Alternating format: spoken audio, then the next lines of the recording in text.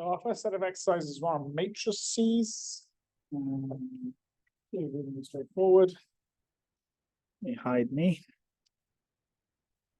So the first thing is create a matrix containing information on gene names, expression values, and gene lengths. So similar things that we were doing in the vectors example. So this is a matrix, so we can't have gene names in the matrix per se, but we can have them as row names. So we're going to create a matrix of the expression values and the gene lengths, then attach row names. So I just read in, or I create a vector of all these three things I want. I column bind, C-bind the expression and the gene lengths. And then to that, then I'm going to add the row names. So I do row names, give it my gene matrix, and give it what I want to assign here.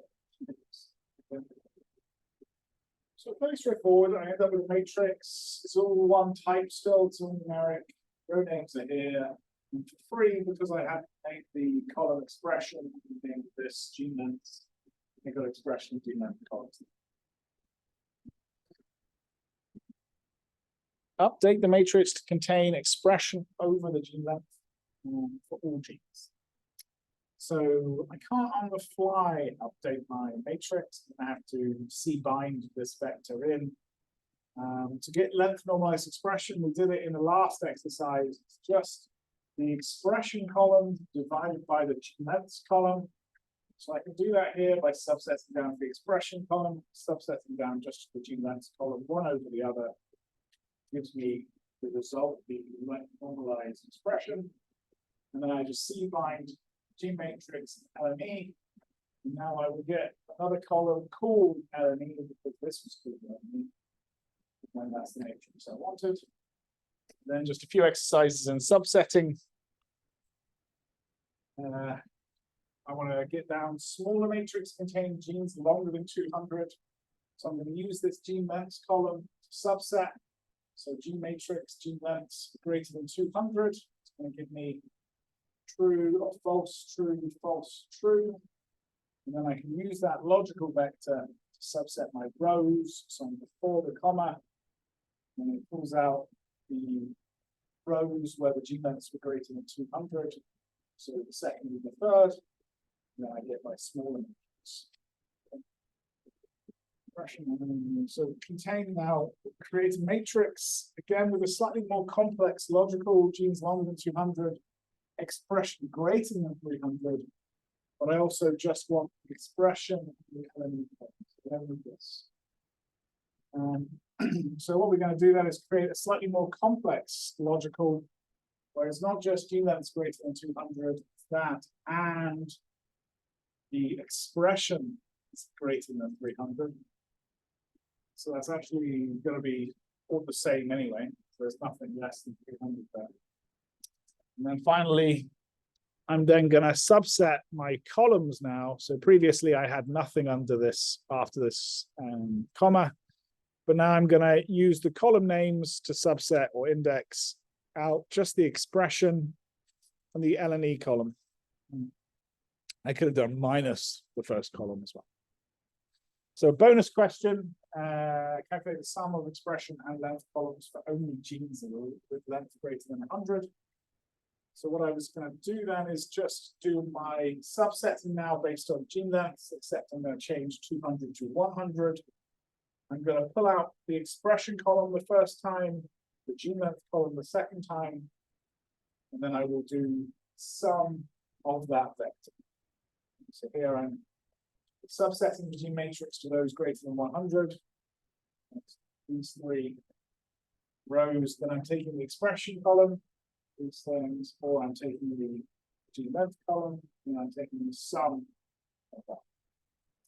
The real point of this question is to show you something else, which is col sums. So there are two functions which hopefully you will find useful as we go along. And those are col sums and row sums. And these act on a matrix or a data frame. It just means that we don't need to do these separately. We can actually do something very similar to what we did here.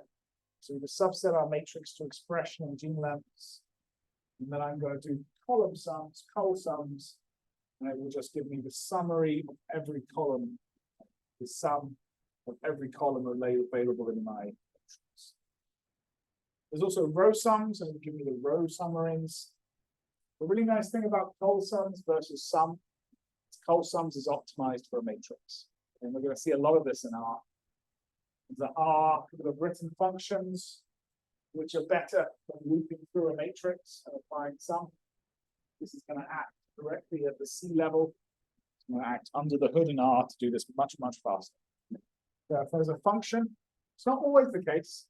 Some of these functions are just wrappers for sum, right? But this one is very fast. So this is one of the things with R,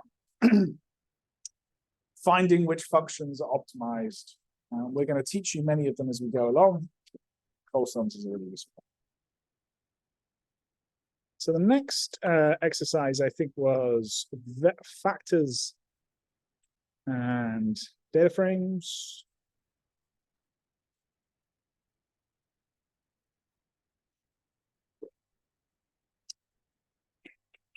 Create an ordinal factor named height containing, and then it gives you the values I want to put in.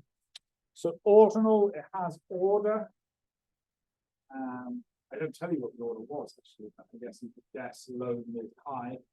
So I just need to create a vector containing these values. And then you can just copy this to control replace, get the inputs in, get the combine. So this is creating a vector, high, low, mid, low, high.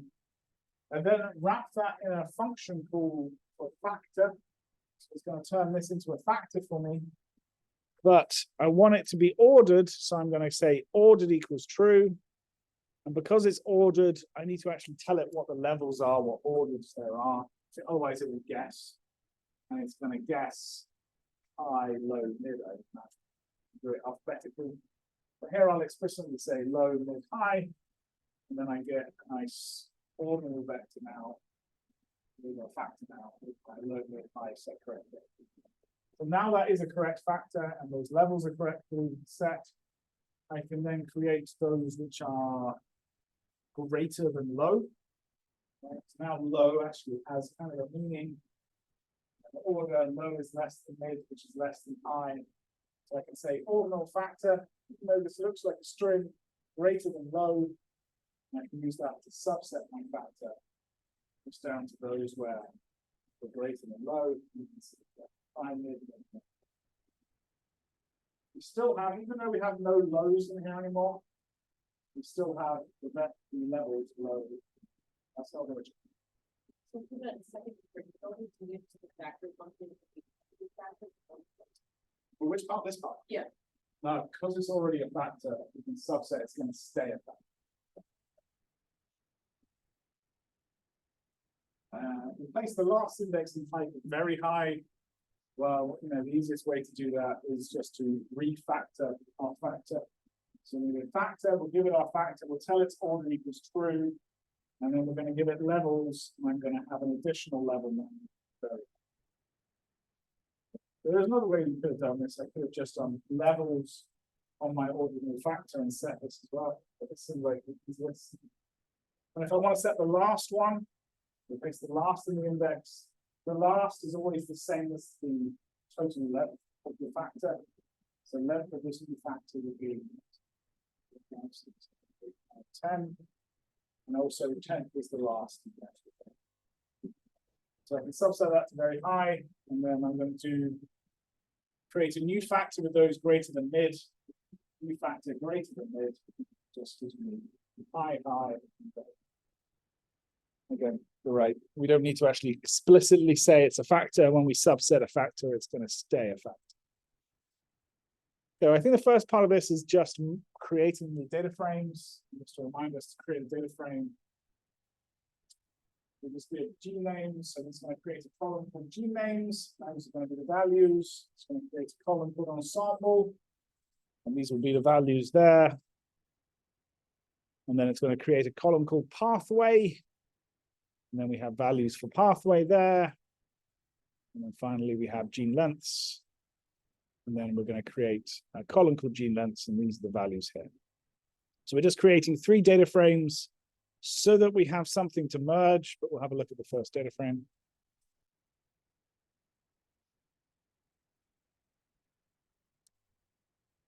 Okay, so that's our data frame here. We got gene names, ensemble. So this is our ensemble names, pathway they were in, and then the total lengths of all the genes.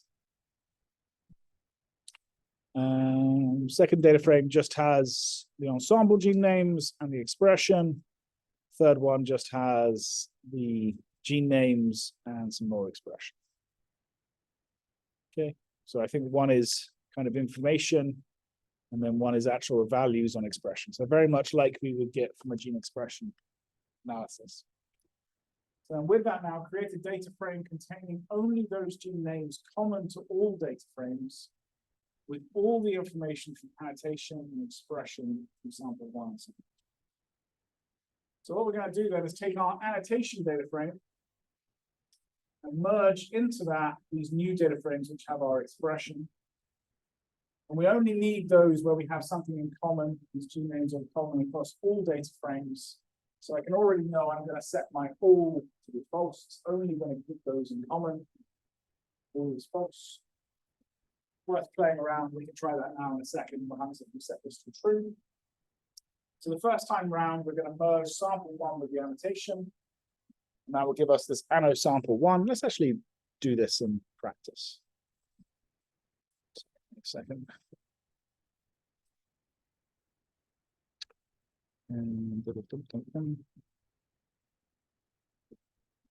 So we can see what annotation looks like. We can see what sample looks like, and we can see what sample two looks like.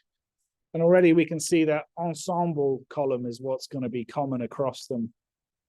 And it looks like this one has all the genes, but this one maybe not, only has 4 of them. Okay, and this would probably be something like the expression in a particular sample. So the first thing to do is to merge annotation to sample by .x. So I didn't show you this. You would have to do control question mark to see the actual help. But this is telling me use the second column in my first data frame. So x is my first one. By .y equals 1. It's telling me to use the first column from my sample 1 data frame. Okay, so it's going to try and match this column here, ensemble, to my second column here, annotation. So if I just run that quickly, I'm going to get anno sample, and it's only going to have 4 values, because there are only 4 values in sample 1 here. If I set all to be equal true, it's going to do what I said earlier on, and it should give me some NAs somewhere. Yep. So there was no value here for on7 gene. So in this table now, when it merged it, it put an NA there, but it maintained the full shape of the table. Another thing here, which I wanted to show quickly is, let me see if this is true. So here I'm saying use the second column from the first table, which was anno. So use this column. And then I'm saying sample 1 by y was 1. So I'm saying use that column. I think, maybe I'm wrong, I can also just name the column here. So if the columns are the same names across files, ensemble,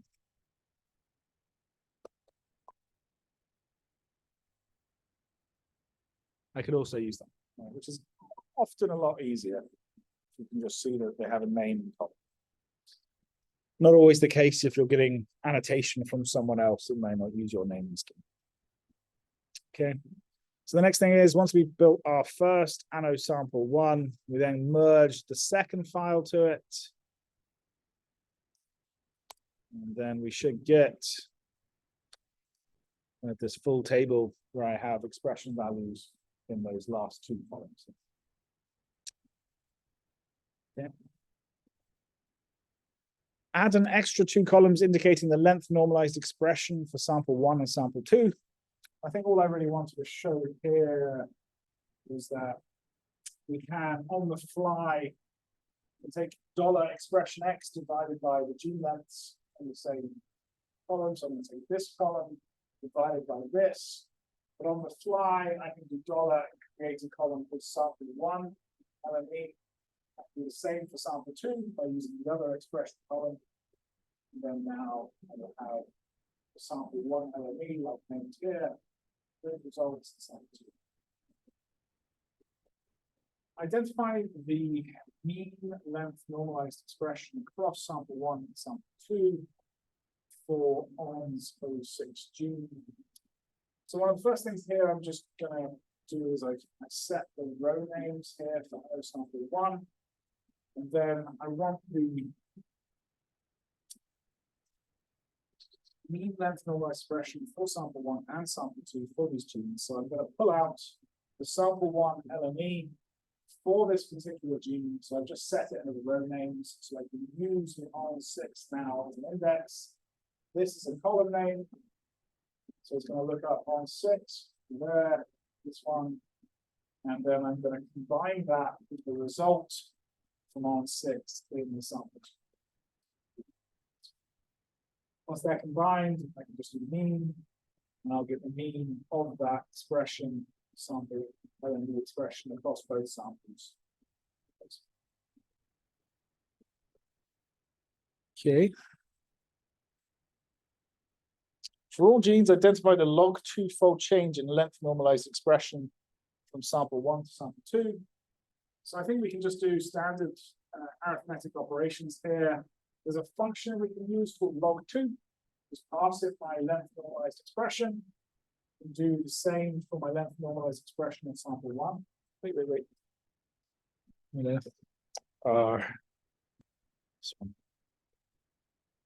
Okay, so once I've done my log2 transformation of both of these, is now around log space. I'll do this minus this one to get the change, the log2 field change. And then I assign to this log2 field change some names here. I'm going to use the names column. And now I have the log field changes for all the genes between one sample. Identify the total length of genes in the glycolysis pathway. We're just going to need to do a little bit of indexing here. So we'll take the pathway column and sample 1 and 2 pathway. Let's go here. And we'll just say which one's equal glycolysis. So equal is double equal sign here. It's going to be this one, this one, this one. And then once I've subset the rows, I'm going to take out one column, which will be gene lengths. So I name that here after the comma. So I'm going to pull out by column name, gene lengths. So it's going to pull out 100, 200, 1,200. And the total length of those genes will be the sum. So then I should just be able to do sum of that particular indexed. Great. What's that? Okay, so that's our session for today. If you have any questions, I'll be around right now. If you have longer questions and you're away, please remember you can get help here. If you want help signing up to GitHub, also just ask me now. I can help you. You know my email, reach out to me.